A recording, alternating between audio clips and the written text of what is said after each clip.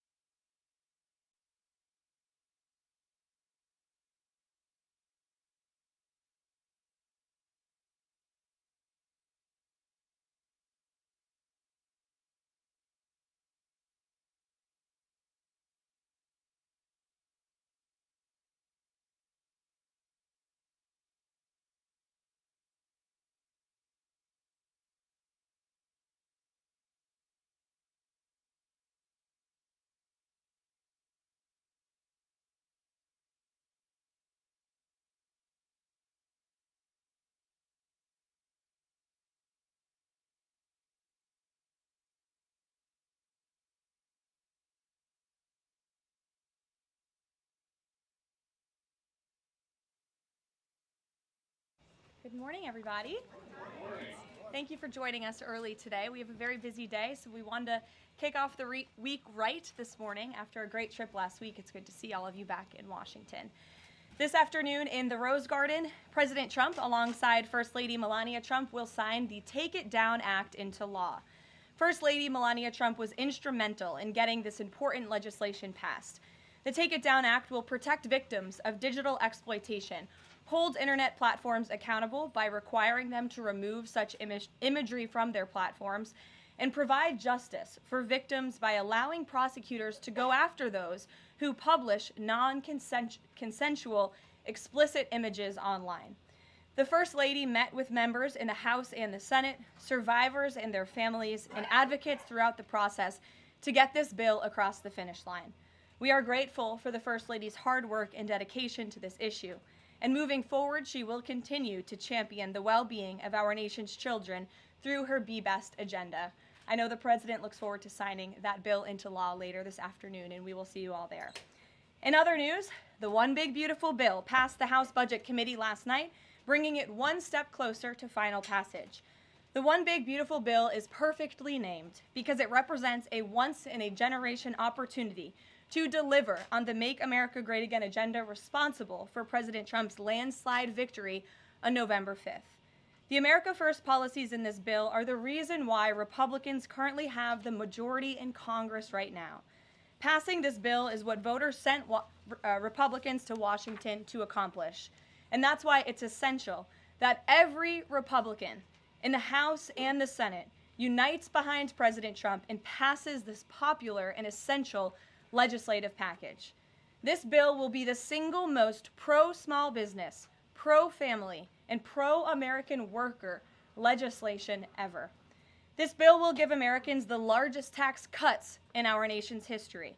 When Republicans pass the bill, Americans will be keeping more of their hard-earned money and taking home much bigger paychecks. The One Big Beautiful Bill will deliver some of President Trump's central campaign promises. No tax on tips for our hardworking waiters, waitresses, and service workers.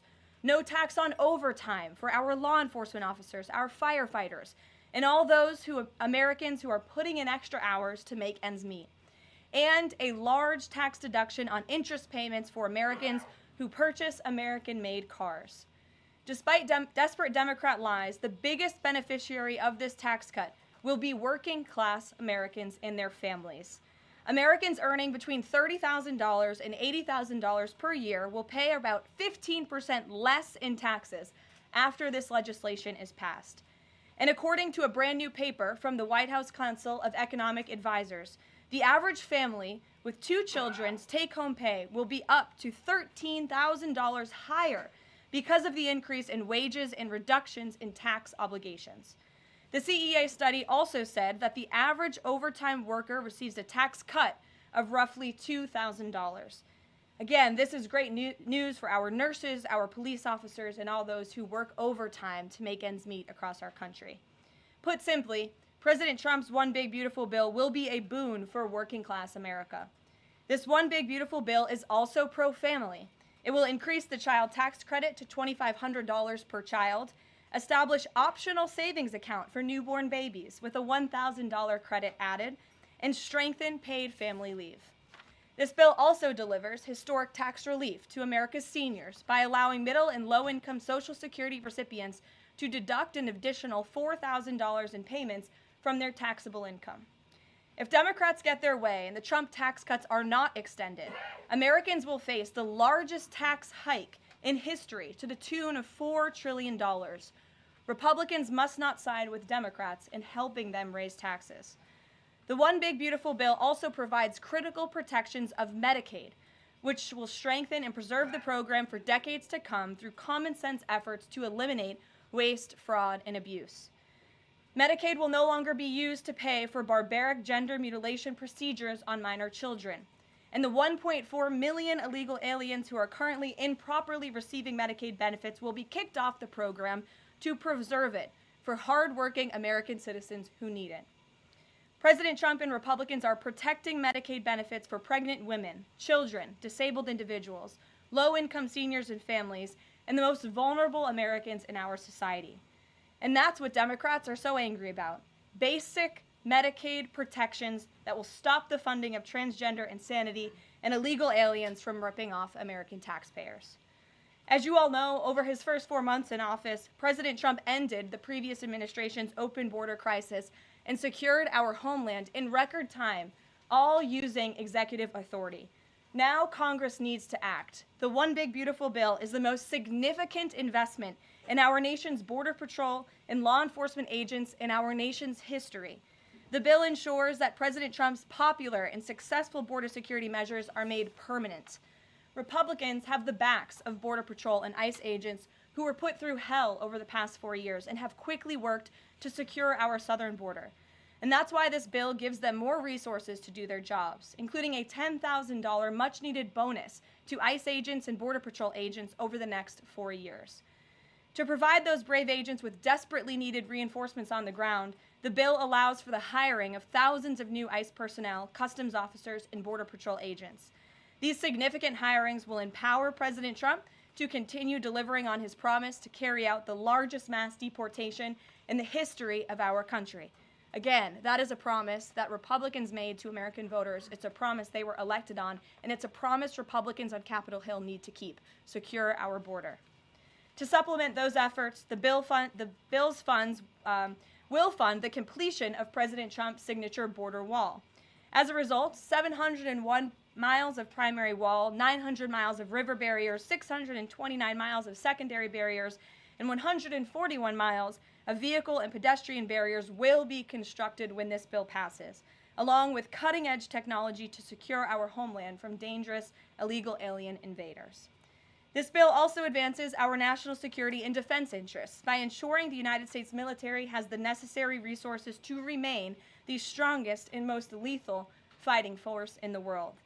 The bill will provide resources for the construction of President Trump's Golden Dome to safeguard Americans from potential attacks, give the Coast Guard resources to build more modernized ships, and the Air Force resources to acquire better planes. If all of those incredible things were not enough, the Big Beautiful Bill also finally modernizes air traffic control in America, a bipartisan issue. The bill will allow President Trump to deliver on his promise to overhaul and update our air traffic control systems to keep Americans flying as safe and efficiently as possible. The previous administration failed to act and do this themselves, despite repeated warnings from the GAO, which has resulted in unacceptable delays at major airports like Newark that the Trump administration is working hard to address.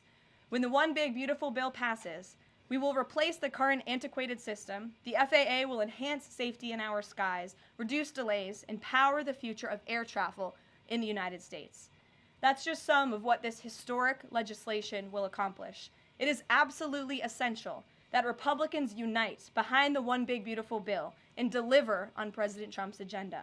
There is no time to waste.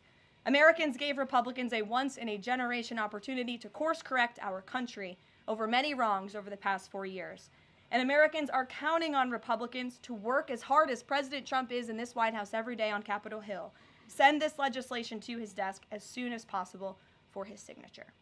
Here in our new media seat today, we have Liam Cosgrove, the White House correspondent for Zero Hedge. With that, Liam, please kick us off. Thank you, Caroline. So my first question is on foreign policy. Sure. The president has made several moves towards peace in multiple fronts: India, Pakistan with the Houthis, talking with Iran and talking with Putin. Biden didn't even talk to Putin for the entire span of the war, which is crazy considering two nuclear powers were engaged in a proxy war.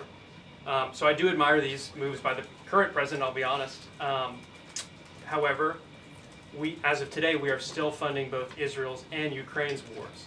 So can Americans expect to finally be done financing foreign wars at some point? Do you consider that one of the president's goals? Mm-hmm. Well, I think I can summarize the president's foreign policy agenda with 2 words: America first. And that means putting the American people and the American taxpayer first. And that's why the president is moving as quickly as he possibly can and working overtime to end these conflicts in both Israel and in Gaza and also the Russia-Ukraine war. As you all know, the president will be speaking with Putin at 10 o'clock. He plans to call President Zelensky when that call concludes. I spoke to the president about that call at 10 o'clock. I don't want to get ahead of those very important conversations, but of course you will hear directly from the president or me after those calls conclude today, so you can expect that. As for Israel and Gaza, the president continues to not only himself but his national security team engage in talks on both sides of this conflict. The president made it very clear to Hamas that he wanted to see all hostages released. And last week, when we were flying out of town, there was great news on that front with the return of Eden Alexander, who is the last remaining hostage in Gaza. So to answer your question, the president is always thinking about the American people, the American taxpayer first. He wants these conflicts to end, not just to save money, but most importantly, to save lives. Thank you. And my only other question for you is, so over the weekend, President Trump posted Truth Social a video highlighting what most people call the Clinton body count, which is the strange number of suicides that seem to happen in Clinton circles. I have a headline here from the Washington Post that said, Trump peddles false conspiracy theories tying the Clintons to several deaths. So I just wanted to highlight real quick, this wasn't in Trump's video, but this is from the Arkansas Times, and it's the death of Mark Middleton, who was a former Clinton White House aide, who was found dead on a Clinton Foundation property. And I'll just quote from the Arkansas Times. Middleton apparently shot himself in the chest with a shotgun and also hung himself from a tree with an extension cord.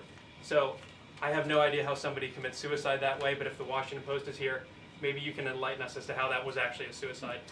So anyways, that's just a lead into my question about the most famous Clinton-related suicide, which is that of Jeffrey Epstein. There's still a lot of questions around that case. You've released phase 1 of the Epstein files. What was missing from that is any connection to his ties to intelligence agencies, and that's really the whole story, that not just trafficking young girls, but doing it on behalf of intelligence agencies, and even potentially as part of a blackmail ring with potential ties to the Israeli government. So for phase 2, when can we expect it? Will it have information pertaining to those aspects of the Epstein case? I know the Attorney General has committed to releasing those files. I would defer you to the Department of Justice on her timeline, but when she has made a promise in the past, she has kept it, and I'm certain that she will in this case as well. Rachel. Thanks so much, Karoline. The president set a 2-week deadline for Ukraine and Russia to negotiate a deal. That time is now up. Does the president intend to set a new deadline on this call with President Putin? And how much longer is he willing to give these talks? Yeah, I don't want to get ahead of the specifics of the conversation the president will be having with President Putin in less than an hour this morning. But he has made clear throughout the entirety of this conflict, since he inherited it from Joe Biden. Don't forget, this is a war that began because of the previous administration's incompetence and weakness, and President Trump is working very hard to fix it. He has made it clear to both sides that he wants to see a peaceful resolution and a ceasefire as soon as possible. But as for specifics on a timeline, I won't get ahead of the president. And just on the goals for this call in particular, is the goal to get Putin to agree to a ceasefire? Is the goal to lead to some sort of in-person negotiations with Putin and the president? Well, I think, again, we'll see how the call goes, and the president has made it clear his goal is to see a ceasefire and to see this conflict come to an end. And he's grown weary and frustrated with both sides of the conflict. The president and his team have put an enormous amount of effort in solving this very complicated war that, again, began because of the last administration's weakness. Does he still want to meet Putin personally? I think the president would certainly be open to that, but let's see how this call goes today. What's the status of the secondary sanctions package? The president's been talking about that. You haven't imposed them yet, but is that still on the table? I think everything's on the table, yes, and again, I won't get ahead of the president in any commitments or decisions, but certainly it's something he's been looking at and discussing.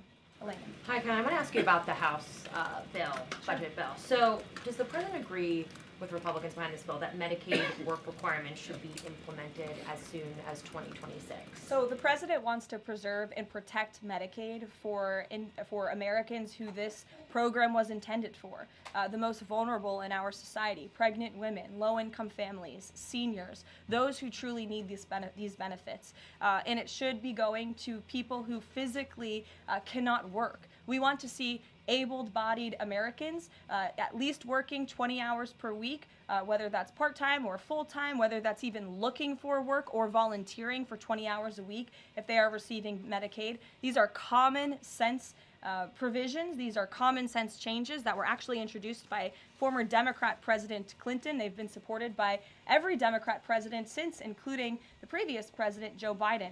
But again, these are common sense reforms to ensure that those that this program was intended for receive those benefits. And then just a quick follow-up. Is the president okay with this bill adding to the deficit? This bill does not add to the deficit. In fact, according to the Council of Economic Advisors, this bill will save $1.6 trillion. And the president absolutely understands and hears the concerns of fiscal conservatives and of Americans who want to get our fiscal house in order. That's what the intention of this bill is. There's $1.6 trillion worth of savings in this bill. That's the largest savings for any legislation that has ever passed Capitol Hill in our nation's history. The next bill that even comes close was $800 billion. That's less than half of the savings that we see in the One Big Beautiful Bill. And so the goal of this bill is to produce economic growth, to cut taxes, and to get our fiscal house in order. And this is the right step in the right direction towards doing that. Thanks. Edward. Yes, thanks, And Kevin. then I'll go to you. Thanks, You're Kevin. welcome. I want to get the president's reaction to Moody's downgrading the credit rating of the United States. Sure. Well, look, the president talked about this over the weekend. The Secretary of Treasury also talked about it. When you look at the world has confidence in the United States of America and our economy once again. The president just last week secured trillions of dollars in investments from countries in the Middle East. We have seen trillions of dollars of investments flowing into our economy since the president took office. That is because America or people around the world have confidence in the United States of America. And if you also just look at the raw economic data that we're seeing, last week when we were out of town, inflation dropped once again. Oil prices are dropping, gas prices are dropping. The president has added nearly 500,000 jobs to the American economy already. So there's a lot of optimism in this economy, and the president disagrees with that assessment. And I want to ask you one more thing, if I could. On your Middle East trip, the United Arab Emirates is getting some of the most advanced AI chips, so there's agreements there. The UAE is the newest member of BRICS. Is there a concern from the president that those chips and the technology will pass through to China, India, Russia, and Iran? Part of going to the Middle East was to ensure that the United States, that this part of the region, our Gulf partners, know that the United States of America is there for them again, and that they should be investing in the United States, not in China. And these AI agreements, particularly the one the Secretary of Commerce signed in the UAE, has security guarantees to ensure that China is not getting the advantage, but the United States is getting the advantage when it comes to AI, and that the UAE and the U.S. are working hand in hand together to invest in this space. So you read the agreements, there are security guarantees, and this was a great trip for the country, no doubt. Go ahead. Thanks, Caroline. Prime Minister Netanyahu of Israel has said today that Israel will take control of all of Gaza. Is that a goal that President Trump is comfortable with or that he supports? I'll have to talk to the president about those comments as they just came, I believe, from the prime minister this morning, and I'll let him speak on that. The president has made it very clear he wants to see this conflict in the region end. He wants all hostages to be released. He was pleased that Eden Alexander was returned home safely to his loving family. The president spoke with Eden directly while we were traveling to the Middle East last week. As for the prime minister's comments, I'll let the president himself respond to those. Sure. Two questions. One, how involved does the president intend to be directly in talking to House members about the bill over the next couple of weeks or the next week? Sure. Well, over the weekend, the president was in direct conversation and communication with the Speaker of the House. He's been very involved. He always is. He's willing to pick up the phone when he is asked to. So he'll continue to be very engaged in this process with both House members and his friends on the Senate side as well. And on former President Biden's cancer diagnosis, the president put out a very nice message on Truth Social. Has he talked to President Biden directly? Does he intend to call? What does he intend to say directly? Not to my knowledge. I don't believe they have spoken, but I'm sure the president would be open to doing that. I spoke to him last night about the former president's cancer diagnosis, and the statement that he put out was the initial reaction he had with me on the phone as well. Peter. Follow up on former President Biden. White House doctors may have missed the early stages of his prostate cancer. So is President Trump worried about the quality of care that presidents get here? Not as far as President Trump is concerned. The White House physician we have here is phenomenal, and the team of physicians that take care of the president particularly at Walter Reed Medical Center, are great. The president had his physical recently, as you know. He had perfect results. He's in very good shape. I think those of you who traveled to the Middle East with us last week can attest to the president's endurance. And by the way, I will add, we returned home from a very long and tiring trip last week. And on Saturday, where was the president? In the Oval Office working all day. He doesn't stop, he doesn't quit, he's in great health, and he trusts his physicians. Two more things. Putin ghosted everybody at these peace talks last week. As President Trump phones him today to try to figure out an end to the Ukraine war, does he think that Putin is the good guy or the bad guy? I'll let the president speak on that conversation later. He's made his feelings about both sides of this war quite clear throughout it. He wants to see it end. And Annie, the go last ahead. one, what does President Trump mean when he says that Taylor Swift is no longer hot? Look, he is speaking about Taylor Swift's political views and how perhaps it has impacted the support of the American public for her work, and I will leave it at that. Annie, go ahead. Thanks so much, Caroline. I'm just going back one more time to the White House Medical Office because there seems to be some question about this with regard to President Biden's screening. Can you say whether or not President Trump is screened for prostate cancer as part of his physical? To the best of my understanding, he is, but we can certainly check in with the White House physician and go back and look at that physical report. And then just one other question. Recently, Stephen Miller at the White House made some comments about considering suspending habeas corpus. And I'm curious if there's any update on how the White House is exploring that option to enact the president's agenda. I don't have any update at this time, but I can check in with our Deputy Chief of Staff. Mary Margaret, go ahead. Thanks, Caroline. Given the ongoing revelations about the former president's mental acuity and how staff and media covered that up, especially with the release of this book, 2 days, I think, is there any interest in further scrutiny of Kevin O'Connor, the former president's physician? I'll let the president speak on that. I spoke to the president again about the former president's health diagnosis last night, and he wanted to extend his warmest wishes to the former president and his family. But as for any further action, I'll let the president speak on that first. Michelle. Vice President Vance's meeting with Zelensky. Can you share any more information on that? My understanding was it was a good meeting, a productive meeting, and we're grateful that the Vice President did it and that he also went to the Pope's first Mass in Rome. I also have an update on that. The Vice President passed along a letter to the Pope from the President and from the First Lady extending their warm wishes and inviting them to the White House as soon as they possibly can come. Michelle. On Iran, Steve Witkoff said yesterday that continued enrichment is a red line for the U.S. The Iranian Foreign Minister says that's going to continue no matter what. How committed is the U.S. to that red line, and what's the next step for the next round of talks? We are 100% committed to that red line. The President, Special Envoy Witkoff, Secretary Rubio have made that incredibly clear, not just to the American public, but also in those discussions that Special Envoy Witkoff has had directly with the Iranians. And the next round of talks? I don't have an update for you, but we can get one. To the back row. Go ahead. Thank you, Caroline. You're welcome. South Africa's president says he's going to come to the White House to meet with President Trump on Wednesday. What are the president's expectations for that trip? And South Africa's president recently said he believes the folks that have been resettled here recently are cowards running away from problems in South Africa. Does the White House have a response to that? So I did see the South African president put out that statement. I want to confirm on our end with our Secretary of State and National Security Advisor, and we'll get back to you on that. Monica. Thanks, Caroline. You mentioned the President and the First Lady are signing the historic Take It Down Act this afternoon. I'm curious to know, what are some of the repercussions or consequences for these online platforms or perpetrators that won't comply with the act?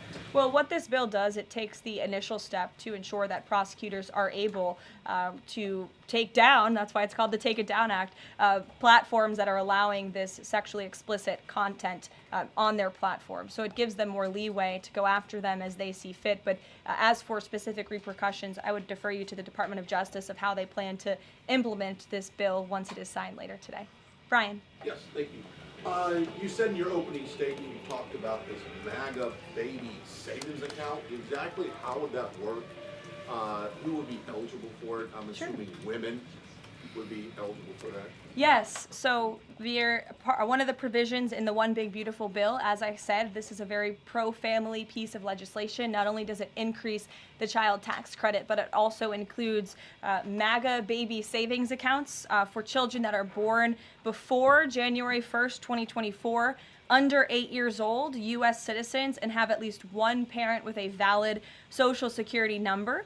And when this tax provision becomes law, the child, if the parents seek to do this, will be set up with a savings account. Essentially, it's a 401k for a newborn baby. And child's relatives, their parents, can contribute up to $5,000 per year of after-tax dollars annually to that account. And then later in the baby's life, at age 25, savings account holders can withdraw up to the full balance of the account. Upon reaching 30, the account holders can access the full balance of the account for any purpose desired. So it's a great initiative for new parents, new mothers who want to set up this savings account for their children. Ouija. Thank you, Karoline. President Trump and his top economic aides have repeatedly said that Americans will not pay the cost of tariffs. In fact, last week, Lutnick said people have to drop the, quote, silly arguments that consumers would pay the cost.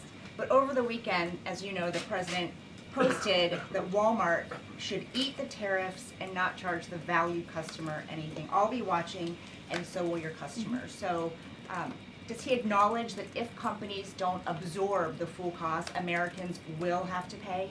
Well, first of all, the CEO of Walmart made those comments about the tariffs on an earnings call where CEOs, I believe, are legally obligated to give the most dire warnings and forecasts to their investors and stakeholders. The reality is the president has always maintained, Chinese producers will be absorbing the cost of these tariffs. And that is why China was so quick to hustle to the negotiating table with the United States of America. They need our markets, they need our consumers, and I would again point you to the inflation report that came out last week showing that inflation is declining in large part because energy prices are dropping across the board in this country because of the president's robust energy agenda that he has taken since January 20th. So the president is committed to ensuring that prices remain low for American consumers, and he maintains the position that foreign countries will absorb these tariffs. What does he mean by "I'll be watching" to Walmart? He'll be watching, seeing what they're doing. Jennifer. On the gift plane from Qatar, 3 things. Is there a timeline for the U.S. receiving that plane?